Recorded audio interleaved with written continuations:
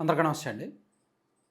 రాజధాని అమరావతిని వైసీపీ వ్యతిరేకించడానికి ప్రత్యేక కారణం అంటూ ఏమీ లేదు. నిజానికి వాళ్ళ ఇంటర్నల్ కారణం వేరు, అంతర్గత కారణం వేరు. కానీ బహిరంగంగా చెప్తున్నది వేరు. బహిరంగంగా ఏం చెప్తున్నారంటే 2,00,00,000 ఖర్చవుద్ది. 1,00,000 ఎకరాలు, ఎకరానికి 2,00,00,000 డెవలప్‌మెంట్‌కి కావాలి. కాబట్టి 2,00,00,000 ఖర్చవుద్ది అమరావతి రాజధాని నిర్మాణానికి. ఇప్పుడు రాష్ట్రం ఉన్న ఆర్థిక పరిస్థితుల్లో అంత ఖర్చు సాధ్యం కాదు. కాబట్టి అమరావతి వద్దు అంటున్నారు. అది బహిరంగంగా చెప్తున్న కారణం. ఇంటర్నల్‌గా ఏంటంటే అమరావతిలో ఎక్కువగా భూములు ఉన్నది. అండ్ అమరావతి కూడా ఒక కమ్యూనిటీకి సంబంధించింది కదా!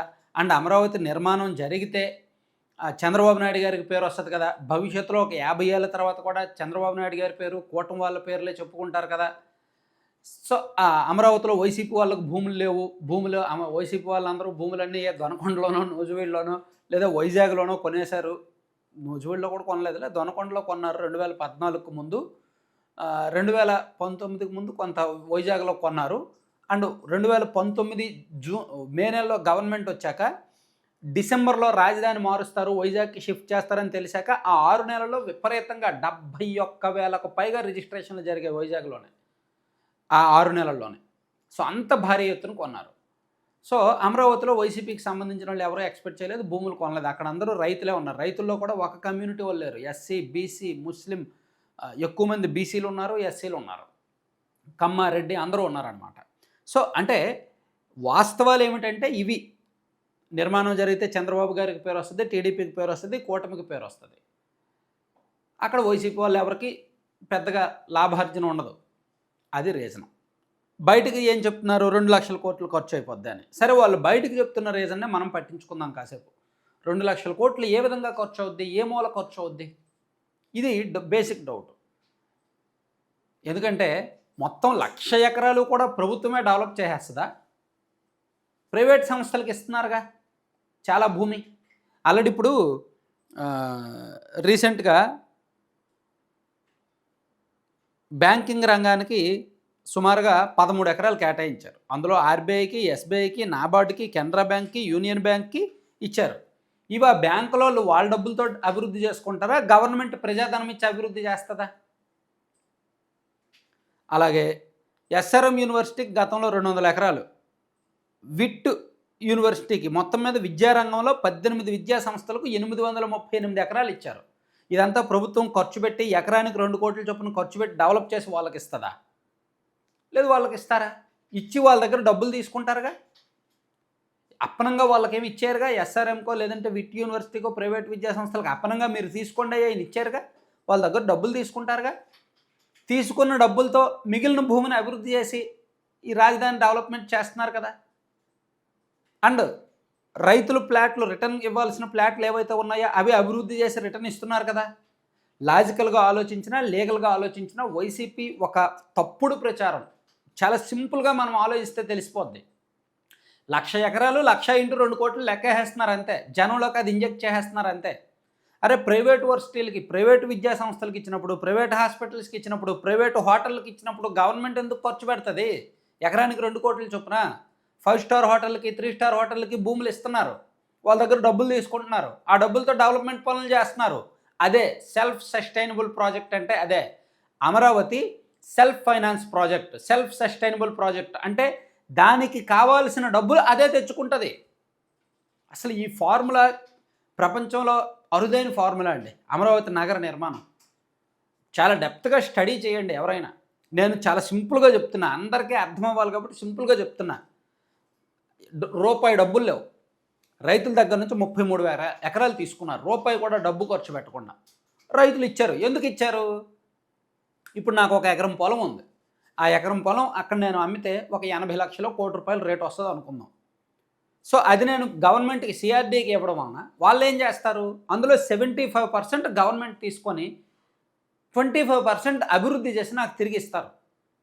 మిగిలిన 75%లో ఏ విద్యా సంస్థలో, బ్యాంకింగో, హాస్పిటల్సో, హోటల్లో రావడం వలన ఈ 25%కి వాల్యూ పెరుగుద్ది కదా. సో, అందుకు నేను రూపాయి కూడా తీసుకోకుండా ప్రభుత్వానికి ఇచ్చా. ప్రభుత్వం నా భూమిని డెవలప్ చేసి నాకు 25% తిరిగి ఇచ్చింది. ఈలోగా కౌలు సొమ్ము కూడా ఇస్తున్నారు. కాబట్టి రైతులు రూపాయి కూడా తీసుకోకుండా ప్రభుత్వానికి భూమి ఇచ్చారు. అలా ఇచ్చినందుకు గాను రిటర్నబుల్ ఫ్లాట్లు తీసుకుంటారు. ఇది అంటే రూపాయి కూడా ఖర్చు లేకుండా భూ సమీకరణ జరిగింది. సో భూమిని తీసుకున్న ప్రభుత్వం ఏం చేసింది, ఇక్కడ మేము ఒక నగరాన్ని కొడుతున్నాము, మీరు హోటళ్ళు పెడతారా, కాలేజీలు పెడతారా, హాస్పిటళ్ళు పెడతారా, విద్యా సంస్థలు పెడతారా, బ్యాంకులు పెడతారా, పెట్టుకోండి, మీకు భూమి ఇస్తాం, మేము ఇక్కడ మా రాష్ట్ర రాజధాని ఇక్కడే కడుతున్నాం, మీరు ఇక్కడ వచ్చి వ్యాపారం చేసుకోండి, మీకు భూమిని మేము అమ్ముతాం అని చెప్పి ప్రభుత్వం భూమిని ఇస్తుంది. అక్కడ అవసరాలను బట్టి సంస్థను బట్టి ధర నిర్ణయించింది కదా. అలా వాళ్ళు డబ్బులు ఇస్తున్నారు. ఆ డబ్బులతో ఏం చేస్తుంది, అభివృద్ధి పనులు చేస్తుంది, రకరకాల భవనాలు కడుతున్నారు. ఈ డబ్బులతో పాటు నాబార్డ్ నుంచి, ఏషియన్ బ్యాంక్ నుంచి, వరల్డ్ బ్యాంక్ నుంచి, రకరకాల బ్యాంకుల నుంచి అప్పులు తీసుకుంటున్నారు.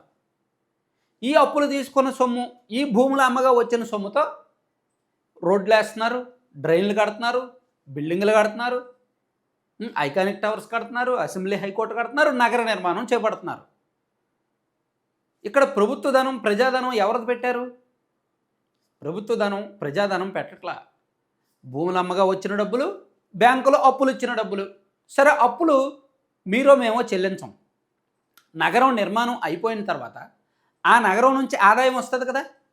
ఇప్పుడు కర్ణాటకకు బెంగళూరు సిటీ నుంచి సుమారుగా 60% రెవెన్యూ వస్తుంది. తెలంగాణకు హైదరాబాద్ సిటీ నుంచే సుమారుగా 52 to 55% రెవెన్యూ వస్తుంది. ఇలా ప్రతి రాష్ట్రానికి ఆ రాజధాని నుంచి వస్తుంది కదా ఆదాయం. సో ఇక్కడ మన రాష్ట్రానికి ప్రస్తుతానికి అమరావతి నుంచి ఆదాయం రావట్లా. మేబీ భవిష్యత్తులో ఒక 5 ఏళ్ళ తర్వాత, 10 ఏళ్ళ తర్వాత ఆదాయం వస్తుంది. ఆ వచ్చిన ఆదాయంతో అప్పులు తీసుకున్నారు, ఆ అప్పులు చెల్లిస్తారు, తిరిగి చెల్లిస్తారు. That is called self sustainable project, self finance project. 2 లక్షల కోట్లు ఎవరు పెడుతున్నారు, ఎక్కడ పెడుతున్నారు? ఏమైనా ప్రభుత్వం జీవో రిలీజ్ చేసిందా 2 లక్షల కోట్లు పెడుతున్నామని? లేదా మొన్న ఏమైనా చట్టంలో ఇచ్చారా 2 లక్షల కోట్లు పెడతారని? ఇది ప్యూర్లీ ఫేక్ ప్రచారం. వైఎస్ఆర్ కాంగ్రెస్ పార్టీ వాళ్ళు ఒక సృష్టించిన ప్రచారం. దీన్ని లాజికల్గా చాలా సింపుల్గా మీరు ఆ పేపర్ కూర్చొని ఆలోచిస్తే ఒక 5 నిమిషాల్లో మీకు తెలిసిపోద్ది ఇది ఫేక్ ప్రచారం అని. సో దీన్ని విపరీతంగా వాళ్ళు సర్క్యులేట్ చేస్తున్నారు. 2 లక్షల కోట్లు కావాలి, 2 లక్షల కోట్లు కావాలి, ఎక్కడి నుంచి కావాలి 2 లక్షల కోట్లు? సెల్ఫ్ సస్టైనబుల్ ప్రాజెక్టు, రూపాయి కూడా జేబులోంచి ఖర్చు లేకుండా, ప్రభుత్వం నుంచి ఖర్చు లేకుండా ఒక పెద్ద రాజధానిని కడుతుంటే కడుపు మంట. వాళ్ళకు పేరు వచ్చేస్తుందేమో కడుపు మంట. దాన్ని వ్యతిరేకించడానికి వేరే కారణాలు ఏమీ లేవు. అది ఈ దేవుళ్ళ పేర్లు, లేదా అది కడితే టీడీపీ వాళ్ళకి పేరు వస్తుంది, ఆల్రెడీ దాన్ని వ్యతిరేకించాము, ఇప్పుడు మళ్ళీ దానికి అనుకూలంగా మాట్లాడితే జనం ఏమనుకుంటారో. సో అందుకని ఏదో ఒక ఫేక్ ప్రచారం చేయాలి, ఏదో ఒక విష ప్రచారం చేయాలి, ఏదో ఒక నెగిటివ్ ఉంచుకోవాలి అనే కారణం తప్ప ఇంకేమీ లేదండి. ఇంత సింపుల్గా అర్థమయ్యేలా చెప్పాను కదా. దీనికి కూడా వితండవాదం చేసేవాళ్ళు కొంతమంది ఉంటారు. చూద్దాం, కింద కామెంట్లు పెట్టండి. వైసీపీ వాళ్ళు ఎవరైనా లేదు 2 లక్షల కోట్లు ఖర్చు అవుద్ది, మాకు తెలుసు, మేము లెక్కేసాము, ప్యాలెస్లో కూర్చొని అంటారా? కామెంట్ పెట్టండి, చూద్దాం. మేబీ 2 లక్షల కోట్లు ఏ విధంగా అవుతుంది అనేది. Thank you.